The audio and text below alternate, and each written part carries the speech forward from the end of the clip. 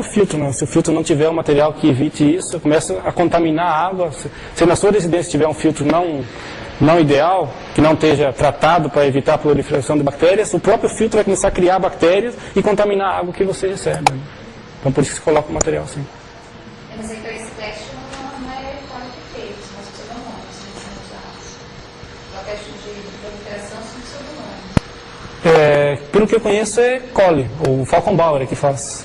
Não, então, existe o teste para redução, que é para ele que se propõe a redução de micro-organismos, é feito para a aquatória.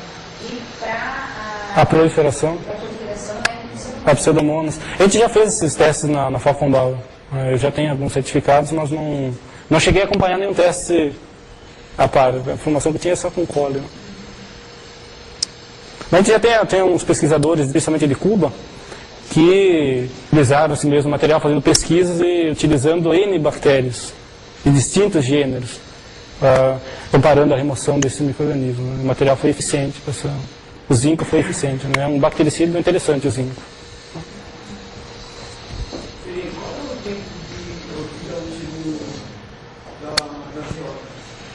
O qual do Watercell ZF, de ferro e manganês, a durabilidade é média em torno de 1 ano, ou seja, vai depender de acordo com a manutenção do filtro. Né? Se tiver um bom sistema de retrolavagem adequado, naquelas taxas de retrolavagem de 25 a 35, a gente tem registros de filtros já utilizados há bem mais tempo do que 1 ano. Mas a gente aconselha em torno de 1 ano a troca do leito.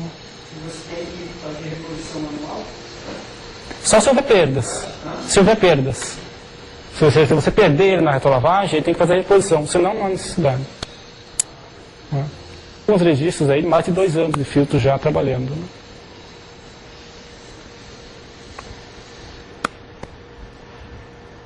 Você tem direito, no caso da retrolavagem, eu chego em determinado momento, estou fazendo a retrolavagem e estou aumentando, no caso da uso dele, vamos dizer assim.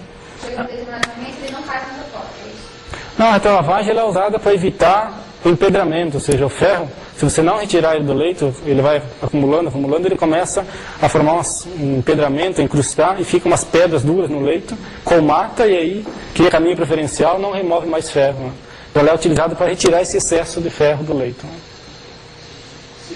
Com relação à retrolavagem, essa questão da vazão suplementar, ela necessita ser maior do que a de entrada ou posso conseguir com a mesma?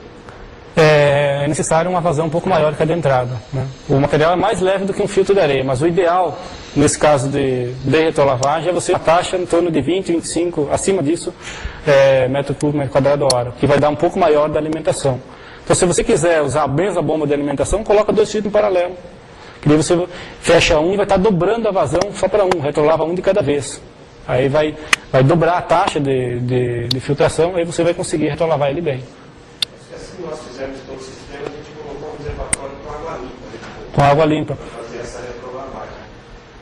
O medo de fazer a impregnação mesmo na retrolavagem com água bruta, né? Água de alimentação. Uhum. Está falando agora que você não precisa mais desse reservatório. Sim, você pode, para concentrações baixas de ferro e manganês, em torno de até 2 ppm, aí você pode usar a própria água de alimentação para fazer a retrolavagem. Só manter o oxidante sempre ligado. Não há problemas. Claro, se a água tiver com excesso de ferro e manganês, 5, 6 ppm, aí na própria retrolavagem você vai estar sujando muito o leito. Né? Mas se tiver com excesso, você pode utilizar a própria água de alimentação para fazer a retrolavagem do leito. Né? Então é em torno de 2 ppm de ferro e manganês. Porque você faz a retrolavagem e depois de fazer a retrolavagem você faz um enxágue. Então no enxágue você já vai estar limpando aquilo que a retrolavagem sujou um pouco. Né? É só para tirar o excesso a retrolavagem, não há problemas. Né? Quimicamente falando, não há necessidade de usar água limpa, não teria porquê. O processo de retrolavagem seria então só para a remoção da parte absorvida mesmo. Quimicamente ele não tem. Porque ele, como ele vai absorvendo o ferro e manganês, depois desse ferro e manganês com o oxidante dosado, ele vai sendo oxidado na estrutura do material, ele vai acumulando. O ferro, quando ele está na forma solúvel, a molécula dele tem um tamanho. Quando ele é oxidado, ele aumenta de tamanho. Então, quando você aumenta de tamanho, ele começa a obstruir o leito, né? Começa a acumular esse ferro e manganês. E na retrolavagem, você retira o oxidado. Então, ele retira aquela água bem forte, amarelada, vai sair todo esse ferro oxidado. Então, a retrolavagem é isso. A gente sempre usou mais ou menos o conceito de se fizer retrolavagem da própria água do padrão, lavar roupa suja com água suja. Daí quer dizer que... Se você tiver um excesso, uma concentração alta de ferro e manganês, claro, na retrolavagem você vai estar até sujando um pouco o leito, né? Mas se o ferro e o manganês não forem muito elevados, tanto que vai entrar é muito pequeno comparado com o que ele vai filtrar.